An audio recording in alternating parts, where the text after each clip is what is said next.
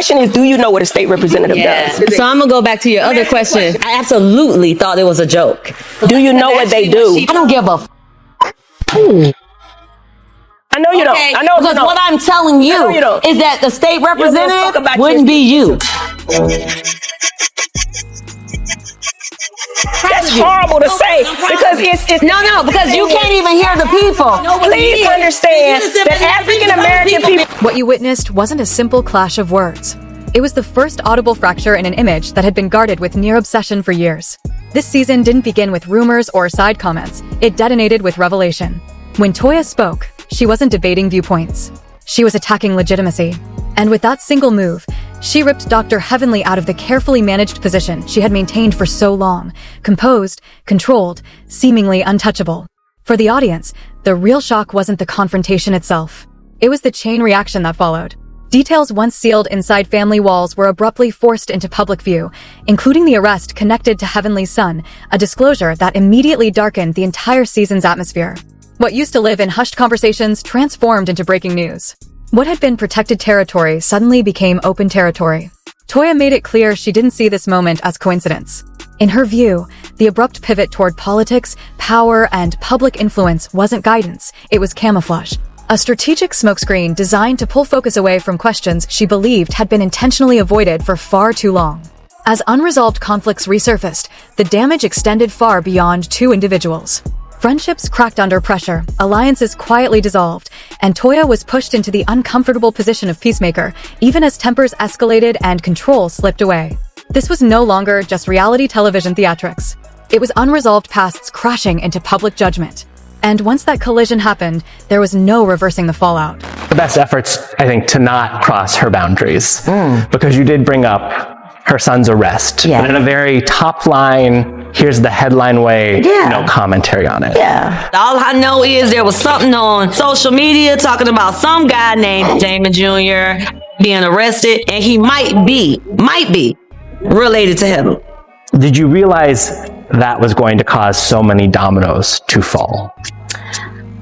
Absolutely. It was something that she had been keeping a secret for 2 years. And I felt like over the years, we've been on the show for 12 years and there has been no secrets. There's for my life and my family. And all of the secrets that we've had or did not.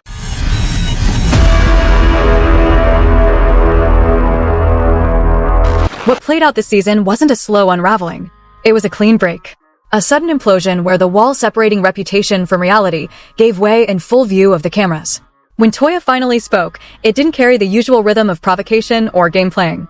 It carried the weight of someone who had reached the end of restraint, someone choosing truth over protection. For years, Dr. Heavenly had occupied a carefully engineered space within the circle, bold, self-assured, and fiercely selective about what parts of her own life were allowed near the spotlight. Her power came from distance. Commentary instead of confession. Scrutiny of others instead of self-exposure. But this season disrupted that formula. And once that boundary was breached, there was no controlled retreat available. The audience felt it instantly. The energy shifted the moment Toya abandoned vague language and started anchoring her words to real incidents. The reference to family, particularly Heavenly's son, didn't feel accidental or conversational. It felt like a violation. A boundary everyone knew existed, but no one had dared to acknowledge publicly until now. That single exchange recalibrated the entire storyline. What once passed as petty friction suddenly carried gravity. Memory. Stakes. Toya didn't soften what she introduced into the room. She presented it as unavoidable. In her view, the imbalance had existed for years. She accused Heavenly of mining other people's relationships, children, money, and failures for narrative fuel, while keeping her own life sealed shut. And the moment the spotlight turned inward, defense replaced accountability. The consequences hit fast. Discussions grew sharper. Emotions calcified. What could have ended as a contained clash mutated into something far more unstable, rippling through nearly every connection in the group. At the core of the chaos sat a question no one wanted to voice. Who controls the boundaries, and who absorbs the damage when those boundaries collapse? As pressure mounted, the perception of Toya began to change.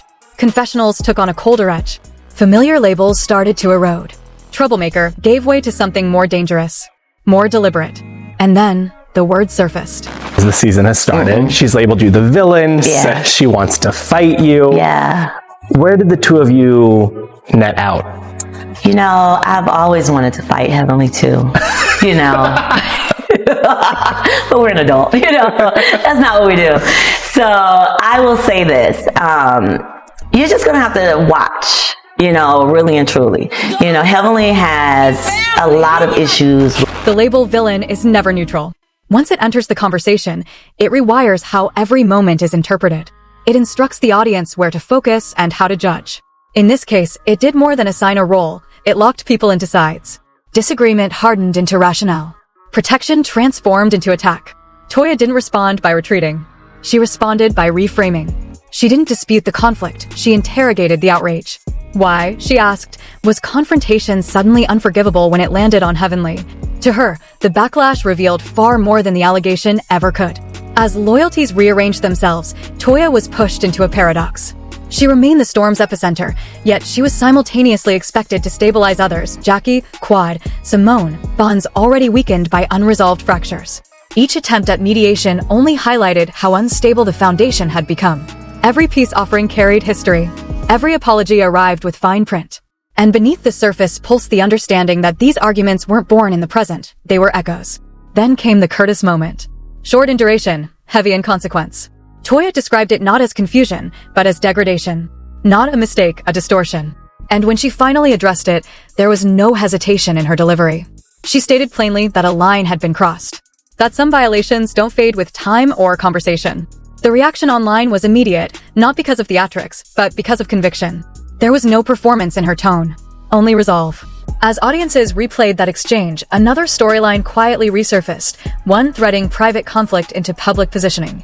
Because while the group wrestled with loyalty and limits, Heavenly's focus appeared to be drifting outward, toward visibility, toward influence, toward something larger. And with that shift came doubt. And mostly because of the way she has attacked our families. And now it's like, girl, you got to mend some fences. You have to be honest about your life. And if you want to deflect by saying that you're going into politics, that's fine. Do you think that is a distraction? I do. I think it's a deflection. You know, I think there's a big difference. I think she's trying to distract the audience, but I think that what she doesn't realize is me asking the questions, those are not. That declaration reframed everything. In an instant, the conflict stopped being about loyalty or hurt feelings. It became about timing, presentation, intent. Toya implied that the sudden pivot toward politics wasn't evolution, it was armor. A calculated move to shift the spotlight before it reached areas that couldn't be reshaped, softened, or cut in post-production. She never spelled it out. She didn't have to. The pause did the work for her. Because when someone steps into public ambition, the questions don't fade, they intensify. And issues that strain under private confrontation rarely survive wider scrutiny. By then, the tension had pushed past the boundaries of reality television. This was no longer about who said the wrong thing at a dinner table or who violated etiquette at a group event. It had become a direct clash between curated identity and unresolved past. With each episode, the weight increased. Conversations left residue. Attempts at resolution only disturbed what had been buried. Moving forward began to feel impossible without first tearing something open. What unfolded wasn't manufactured escalation. It was accumulation. Years of swallowed frustration. Familiar patterns repeating until denial stopped being believable. By the episode's end, one reality cut through with unsettling precision. This wasn't a plotline advancing on camera. It was accountability unfolding in real time. Toya didn't frame herself as innocent. She framed herself as finished carrying the cost in silence, finished shielding narratives that never shielded her. And by forcing Heavenly to react instead of direct, she shifted the center of power. Whether viewers interpreted the moment as truth-telling or overreach depended on where they stood. But one fact remained unavoidable. Once private questions are spoken aloud, they don't vanish. They linger. The quiet that followed wasn't peaceful. It was charged. What hung in the air after that exchange wasn't closure, but consciousness, the kind that alters posture, filters language, and makes loyalty feel provisional. The temperature in the room didn't drop. It condensed. Because once the scale of exposure tilts, everyone reassesses what they're prepared to lose. The group attempted forward motion. Filming continued. Appearances were made. Required smiles resurfaced. But the cadence was wrong. Every interaction felt calculated, as though each person was listening beyond the words, alert for subtext, for implications still forming. Toya was the first to register the change. She didn't call it aggression. She called it pause. The hesitation that appears when people aren't sure which version of you they'll encounter, the agreeable ally or the one who stopped absorbing damage on behalf of others. And she suggested that uncertainty, not the argument itself, was the real aftermath. Because once someone demonstrates a willingness to cross boundaries others believed were immovable, the rules quietly reset. Efforts were made to steer the tone elsewhere. Conversations drifted lighter. Group moments leaned towards surface connection. But unresolved tension has a way of resurfacing. It leaked through side remarks, through confessionals, through reactions that lingered a beat too long. And the pressure wasn't originating from Toya alone. It was coming from the audience. Online, viewers scrutinized every scene. Clips were replayed. Phrases were isolated, slowed, captioned, circulated. What had once been dismissed as just television began to be treated like documentation, examined for intent, consistency, contradiction. Patterns surfaced. Across multiple seasons, fans began pointing out how reliably certain topics were magnified while others remained untouched. They questioned why some narratives were recycled endlessly while others stayed sealed. And in doing so, they amplified the same imbalance Toya had named only at a volume the cast couldn't ignore. That amplification demanded response. Heavenly, long accustomed to steering her own narrative, now faced a shifted dynamic. The conversation was no longer contained. Questions weren't coming from a single source. They were multiplying. And avoidance, once nuanced, became noticeable. Instead of calming the situation, public positioning escalated it. References to leadership emerged. To influence. To aspirations beyond the show. Each statement intended to project authority instead triggered suspicion. Viewers questioned timing. Cast members questioned motive. And Toya's earlier distinction, deflection versus direction, began to resonate. Because ambition introduced during active conflict rarely reads as neutral. Inside the group, the fractures deepened. Jackie reached for diplomacy, but found herself suspended between allegiance and accountability. Quad's restraint hinted at frustration held in check. Simone's responses carried fatigue, less about this argument specifically and more about its repetition. No one stood fully aligned, yet disengagement wasn't an option. And Toya, suspended between confrontation and conciliation, carried the contradiction openly. She acknowledged her involvement without pretense. She didn't claim purity.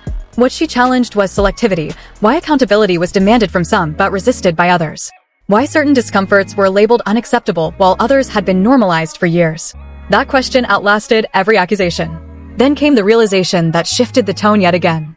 This was never about winning exchanges. It was about how exposure redistributes leverage. Because once private matters enter public discussion, control doesn't vanish, it changes hands. And Toya had made it clear she was no longer surrendering hers quietly. As the season progressed, the emotional cost became harder to conceal. Light moments felt rehearsed. Reactions slowed. The group stopped operating as a unit and began functioning as individuals, each calculating perception, response, consequence.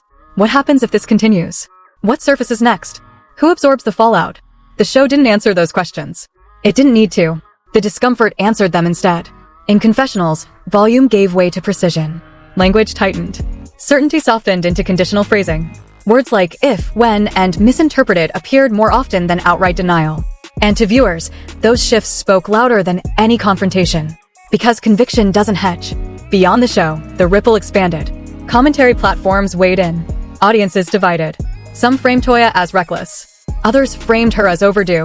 But both sides agreed on one point: the dynamic was permanently altered. This wasn't a temporary surge in drama. It was foundational damage. The Curtis moment resurfaced repeatedly online, not for shock, but for symbolism. A boundary acknowledged only after it had been crossed. A correction delayed until misrepresentation could no longer be ignored. Toya's insistence on clarifying that moment wasn't about appearance. It was about record. And records, once amended publicly, don't revert. That insistence added gravity to everything that followed.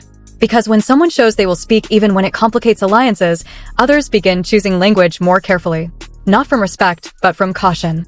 By the latter half of the season, the atmosphere had shifted. Less performative. More exposed. The group no longer moved collectively. They navigated around one another, alert to perception, reaction, and consequence. And beneath it all sat a reality no one stated outright. This conflict wasn't driven by confusion. It was driven by imbalance finally being named. Toya didn't cast herself as the protagonist. She positioned herself as unwilling to continue under unspoken rules that benefited only a select few. And in doing so, she forced the entire group to confront questions they had avoided for years. What remains private and who decides? When does commentary cross into intrusion?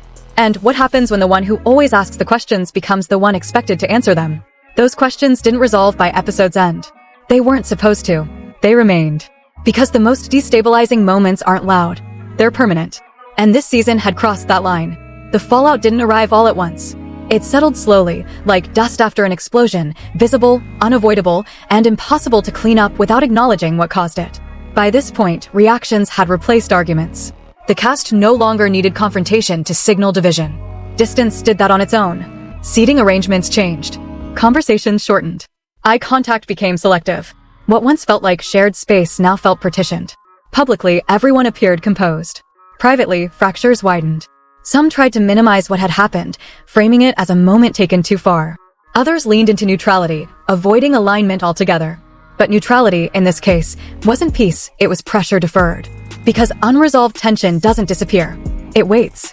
And viewers noticed. Social media didn't just react, it organized. Clips circulated with captions that questioned intent. Past seasons were revisited. Patterns were charted. What had once been dismissed as personality now looked repetitive. Strategic. Familiar. The narrative no longer belonged to the show alone. Toya became a lightning rod, not because she was the loudest, but because she was the one who stopped retreating. Supporters framed her as overdue accountability. Critics framed her as reckless.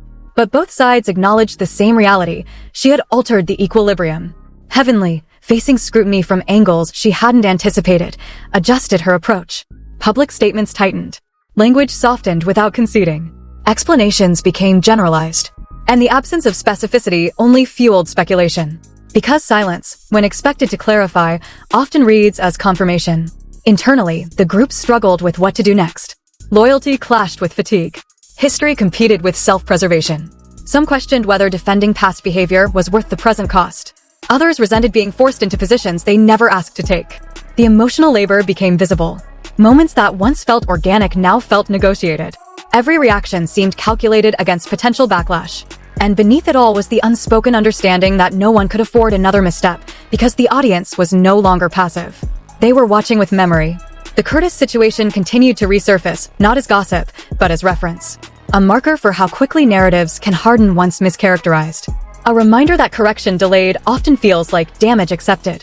For Toya, that realization sharpened resolve. She didn't escalate, she clarified. And clarification, when repeated calmly, becomes difficult to dismiss. By the season's later episodes, it was clear this conflict had exceeded entertainment value. It wasn't driving ratings, it was driving discomfort. The kind that forces people to reassess how much of themselves they're willing to expose, and how much they expect others to. And that reassessment fractured assumptions long held in place. The show had always thrived on transparency, selectively applied. This time, the spotlight didn't move on cue. It lingered. And the longer it stayed, the harder it became to pretend nothing had changed. Because something had. What viewers were witnessing wasn't escalation. It was consequence. A group accustomed to commentary now confronted response. A dynamic built on observation now faced reciprocity. And once reciprocity enters the equation, hierarchy collapses. There was no dramatic resolution. No apology that tied everything neatly together. No final confrontation that offered closure. Instead, there was something more unsettling. Adjustment. People recalibrated. Relationships thinned. Trust became conditional. And the understanding settled in quietly. The old version of this group no longer existed. Not because of one comment. Not because of one reveal. But because boundaries once treated as permanent had proven negotiable. And once that happens, nothing returns to default. The season didn't end with answers. It ended with awareness. The kind that lingers beyond the screen. The kind that follows people into real life. Because this feud was never just about what was said. It was about who was allowed to say it and who wasn't. And that question, once exposed, doesn't fade. The truth is, this story never belonged to the cameras just caught up to it. What started as tension turned into exposure, and what looked like entertainment revealed something far more uncomfortable, a group forced to confront the consequences of years of selective honesty. This wasn't a scripted blow-up or a manufactured feud. This was real damage unfolding in real time, with real reputations at stake. Because once private lines are crossed publicly, there is no undo button. Words don't rewind. Screenshots don't disappear. And the internet never forgets who spoke first, or who stayed silent when it mattered most. What viewers witnessed wasn't just a clash between personalities, but a collision between image control and lived reality. One side chose to keep asking questions. The other was pushed into answering them. And that's why this moment refuses to die down. Because it exposed a pattern people had sensed for years, but never saw so clearly. When accountability finally points inward, reactions become louder, explanations become thinner, and deflection starts to look like strategy. The audience noticed. The cast felt it. And the fallout is still spreading. This isn't about picking sides anymore. It's about recognizing what happens when long-protected narratives lose their shield. When truth becomes inconvenient. When silence costs more than speaking up. Some will call it messy. Others will call it overdue. But no one can call it forgettable. So now the question isn't what happened next on the show. The question is what happens next off camera. Who doubles down? Who disappears? And who finally admits that this was never just drama, it was exposure. Because once the mask slips, it doesn't slide back on cleanly. Stay watching. Stay questioning. And remember this moment, because stories like this don't end quietly.